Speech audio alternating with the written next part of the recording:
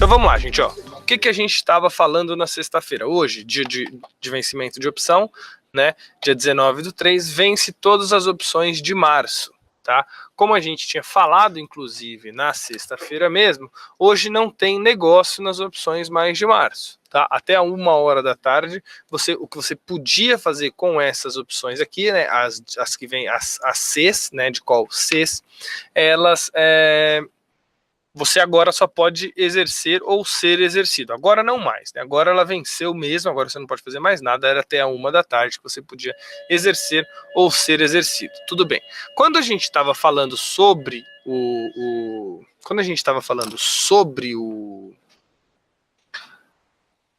os exercícios, surgiram muitas dúvidas, né? Normal, e uma delas, tá?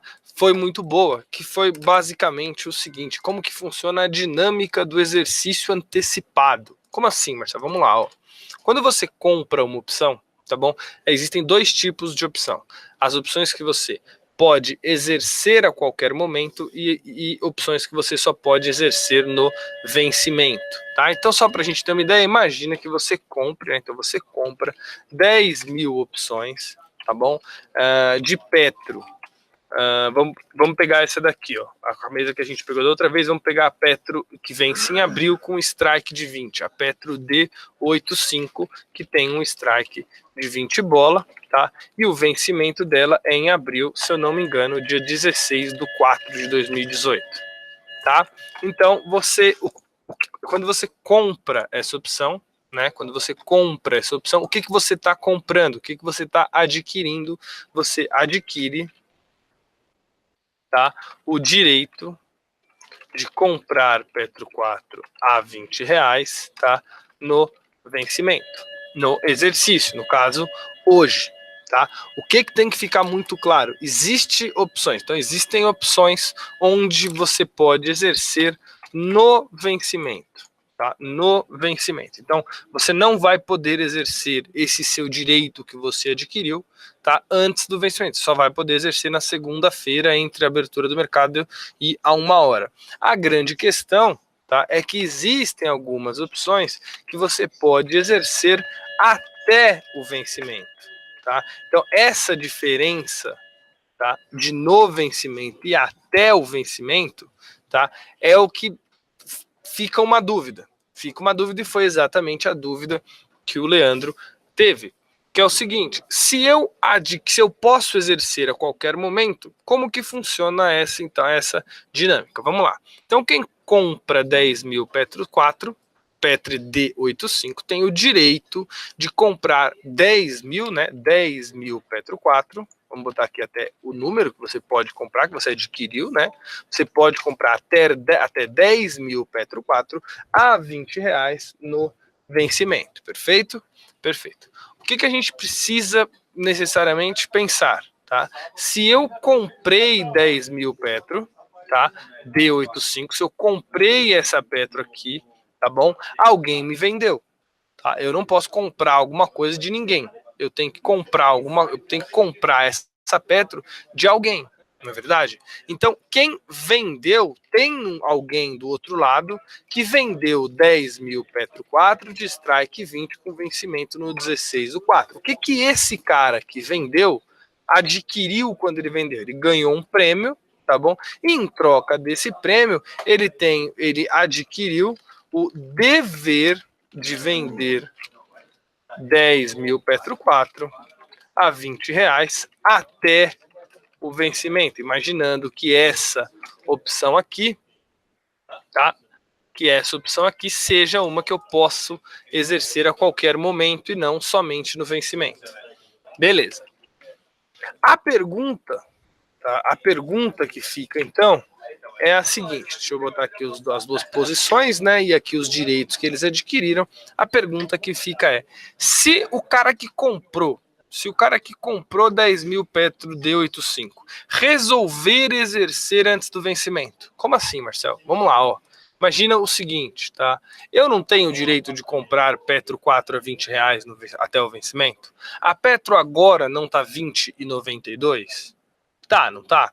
Então, ó, a Petro a Petro 4 a 20,91, 20,92, eu tenho o direito de comprar Petro a R$ 20, eu posso sim, nesse caso de ser até o vencimento, eu posso ir lá e exercer a minha opção, tá?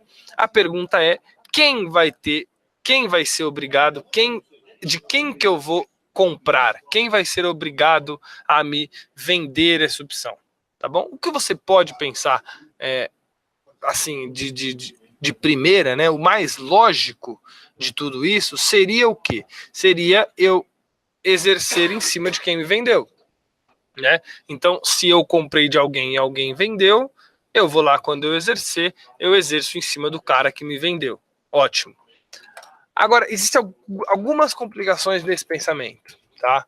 Imagina que o cara A, tá bom? A pessoa A, tá? O Downer, tá? O Downer, ele foi e comprou essa opção, tá bom? O Downer comprou essa opção. Quem vendeu para o Downer? O Jorge. Então, o Jorge, tá?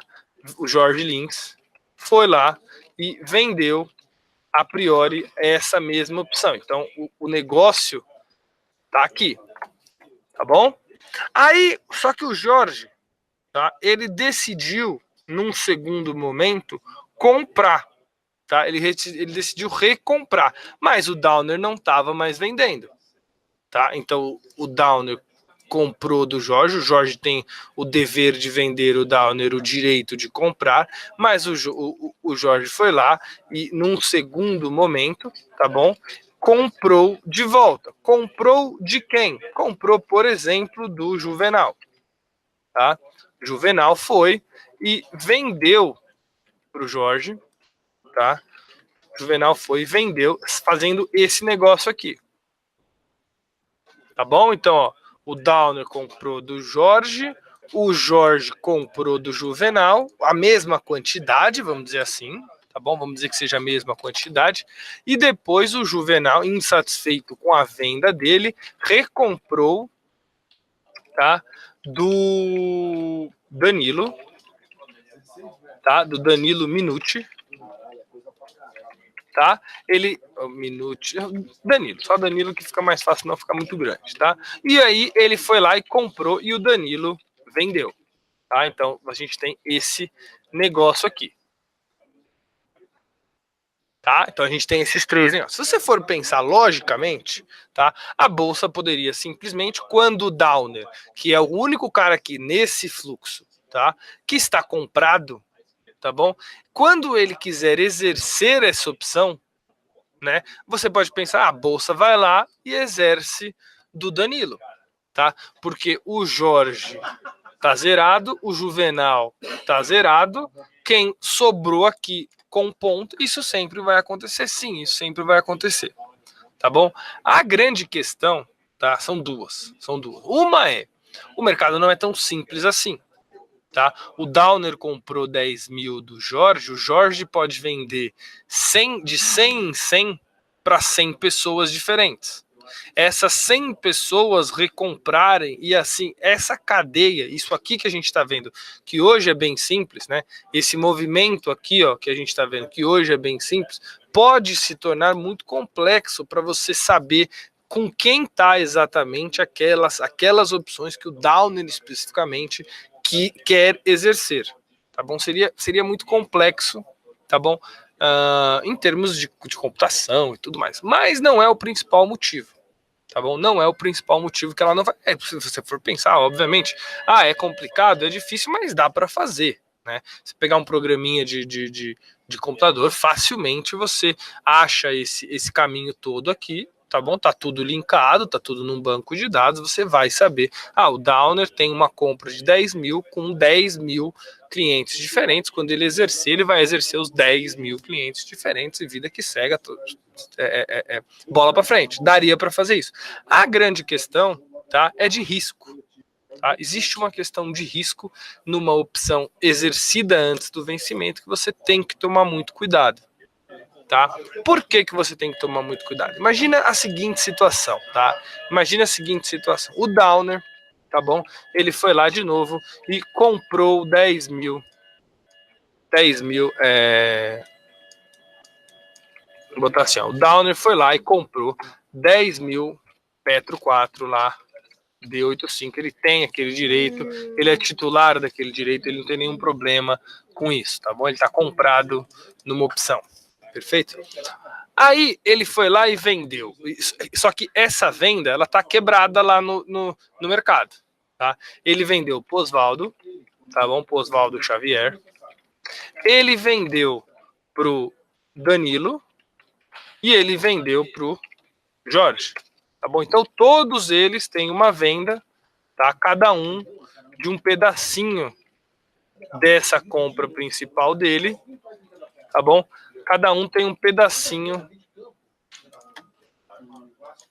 dessa venda principal, dessa compra principal dele. Então vamos dizer que o Xavier tem 3 mil Petros, tá? Não, desculpa, 3 mil, ele vendeu 3 mil, esse cara, o Danilo, vendeu 4 e o Jorge vendeu 3, tá? Aí, quando ele for exercer, a gente vai ter que escolher, tá? E aí o Leandro, inclusive, ele até falou, imagina que some mais, tá? Então imagina que o Downer comprou, mas o Oswaldo esteja vendido em 10 mil, o Danilo vendido em 15, porque ele vendeu para outras pessoas, e o Jorge vendido em 20, tá? Obviamente existem outros compradores, vamos pensar do lado do único comprador que está querendo exercer, que no caso é o Downer, tá? Que é o Downer que está querendo arrumar o problema, né, para a bolsa. Ele que é o chato da história. Então a gente tem aqui uma soma, tá, vendida de 45 mil opções, tá bom? E o Downer falou, eu quero exercer as minhas 10 mil, e aí de quem que eu decido, tá? Poderíamos ter feito do outro jeito, né? Se esse vendeu 3, esse vendeu 4, esse vendeu 3, eu exerço de cada uma, só que tem um problema, tá bom? Imagina, por exemplo, que o Oswaldo, tá, é um cara mais agressivo, tá bom? É um cara que gosta mais de risco, e essa venda que ele fez foi uma venda descoberta, tá? Marcelo, o que é uma venda descoberta? Por exemplo, ele foi lá e vendeu a opção dele, tá?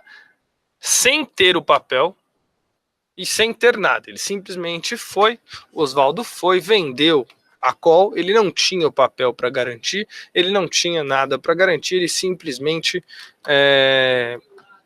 vendeu, tá? Já o Danilo, a venda que ele fez dessa call aqui, tá bom? Ele é uma venda um pouquinho diferente. Ele é uma venda travada. Ele é, por exemplo, 15 mil, né, a gente tinha. Ele é, agora, vixe Maria. Era 15? Ah, não lembro, isso não vai mudar nada. Era uma venda, por exemplo, travada. Como assim uma venda travada, Marcel? Ah, era uma venda, deixa eu botar mais cores aqui, ó, para pegar um vermelhinho. Tá? É uma venda, por exemplo, dentro de um call spread, tá? É uma venda dentro de um call spread. Ele comprou a call de 19, vendeu a call de 20 e calhou da venda ser pro Downer, ou não também, mas ele está vendido em 15 mil e 15 mil faz parte de um call spread dele, tá bom? No terceiro caso, o Jorge já é um cara mais conservador, tá? Já é um cara mais tranquilo, e ele vendeu as opções dele, tá, coberta. Então, a venda que ele fez é uma venda coberta. Então, é uma venda que ele possui o papel, tá bom? Ele possui o papel para entregar, né? Para entregar caso... Ficou muito parecido isso aqui. Vamos pegar um mais clarinho. Vocês perceberam que só não tem degradê de vermelho no coisinho, ó? Tem de todas as cores, mas não tem de vermelho. Eu não sei por que eu fiz isso. Então você tem esses três casos. Você tem uma venda descoberta, que é o cara que simplesmente vendeu a opção. Uma venda, por exemplo, de um call spread. Existem outras coisas que se enquadram aqui, mas a gente não vai falar para não dificultar, tá? E existe a venda coberta, que é o cara que está fazendo um financiamento. Ele comprou 20 mil Petros e vendeu 20 mil calls para financiar, para ganhar um dinheiro, para rentabilizar a grana dele. Se você é a bolsa, tá bom? E esse cara aqui pede para o Downer, pede para exercer, de quem que você vai exercer primeiro? Você vai exercer do Oswaldo que está descoberto e pode dar problema? Não, né?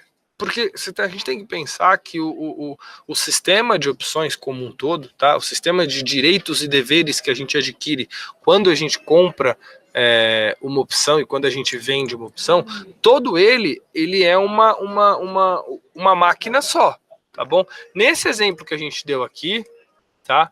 Que a gente viu que podia ser milhares de clientes, e são de fato milhares de clientes, se um deles falha, tá? O problema não é só dessa pessoa que falhou e nem só da pessoa que recebeu. Tá? É a mesma coisa que você está ali fazendo um monte de aposta entre 20 amigos seus. Se um não pagar, alguém não recebeu. Se alguém não receber, alguém não vai pagar. E aí você faz uma bola de neve, né?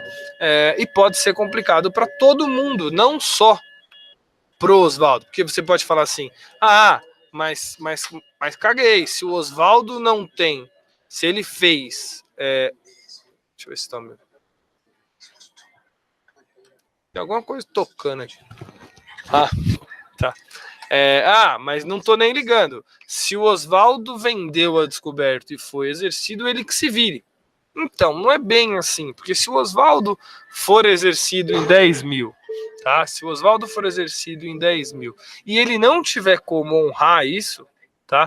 Ele tá vendido para mais outra pessoa. Ou o Downer também pode estar com posição em outras coisas. Então, pode se tornar o quê? Um fluxo aqui que é complicado para o sistema como um todo. Esse sistema todo de garantia, ele funciona se funcionar para todo mundo e não para uma única pessoa, tá bom? Então, o que a Bolsa faz? Ela avalia os casos que uma pessoa pode vir a estar vendida, tá bom? E ela vai fazer o seguinte, Downer, você quer exercer os seus 10 mil contratos de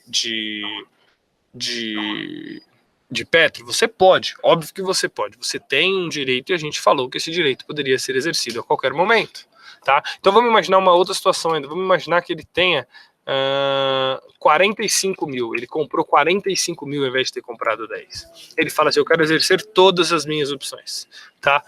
A partir do momento que ele exercer todas as opções, a bolsa vai fazer uma busca, tá, dentro das pessoas que estão vendidas e vai falar assim, olha, o Jorge, como ele tem uma venda coberta de ações, de opções, eu vou exercer 20 mil dele.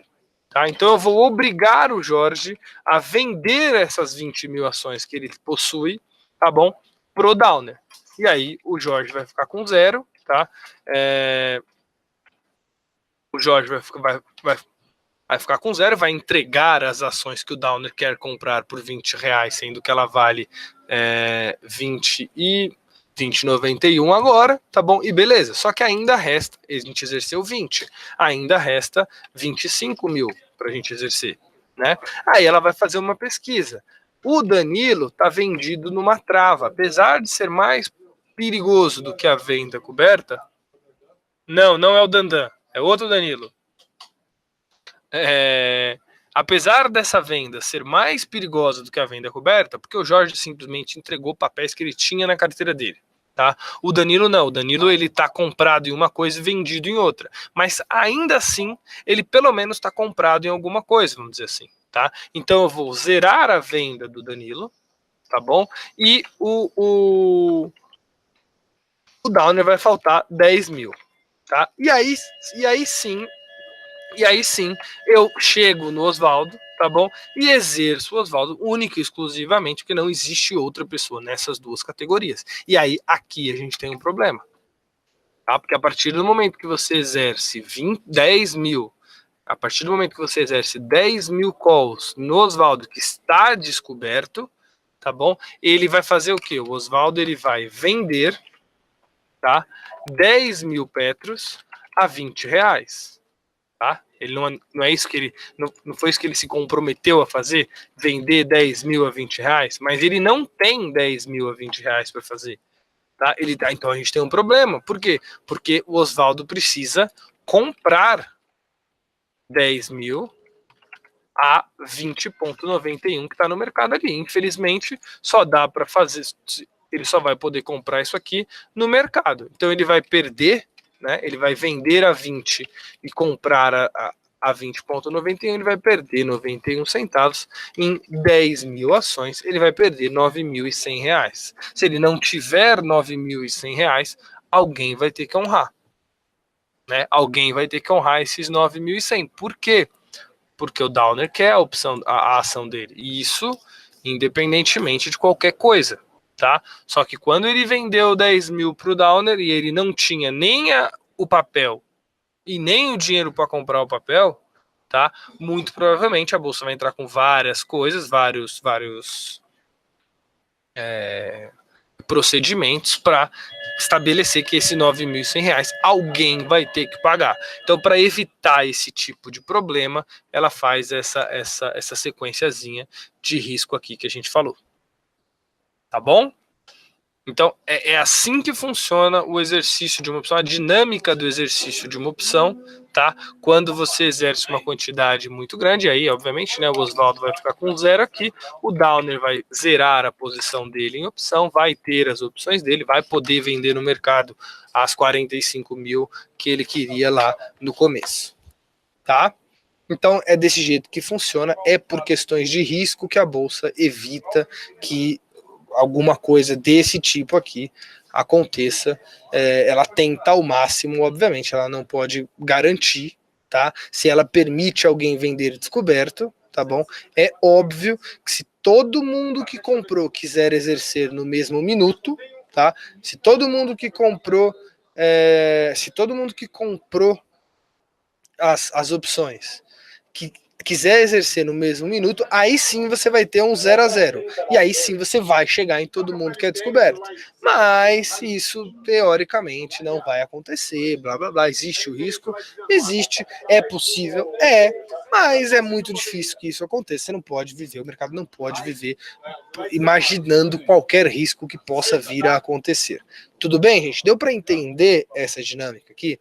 Na aula de amanhã, tá? Eu vou mostrar para vocês que esse exercício do Downer aqui não é inteligente. Tá? O Downer querer comprar a Petro a 20, mesmo ela valendo 20,93, não é interessante. Tá? Não é interessante. Não vale a pena o Downer exercer antes do vencimento. Apesar de possuir o direito, tá bom? Não vale a pena você exercer. Tá? Mas isso aí a gente deixa para um papo futuro, para um papo de amanhã, porque a gente não tem tempo e também ficar falando agora sobre isso ficaria só. A gente não conseguiria falar muita coisa, então vamos deixar para amanhã e eu vou mostrar para vocês que a compra, o Downer exercer em cima desses três caras aqui, mesmo que ele possa, não é interessante para ele. Tá? Não é que não é interessante para o mercado. Tá? Não é interessante para ele. Para ele vale mais a pena fazer outras coisas do que exercer a opção antes. Tudo bem, gente? Se ficou alguma dúvida, tá? Se ficou alguma dúvida, Telegram, tá? Façam as perguntas de vocês. Muitas das aulas que a gente dá aqui, muitos dos assuntos que a gente fala aqui em aula são assuntos que... Flávio, entendi. São assuntos que são sugeridos no nosso grupo do Telegram. Então é bastante interessante que vocês entrem no grupo do Telegram. Tá aqui o linkzinho para vocês entrarem e deem a opinião de vocês. Pode ser uma coisa, gente, sério, pode ser uma coisa, pô, isso é muito simples, eu não quero perguntar. Não, nada é muito simples, tudo é digno de uma aula, tudo é digno de uma explicação. Beleza, gente? Era isso que eu queria falar na aula de hoje. Muito obrigado e até amanhã. Tchau, tchau. Um abraço, gente.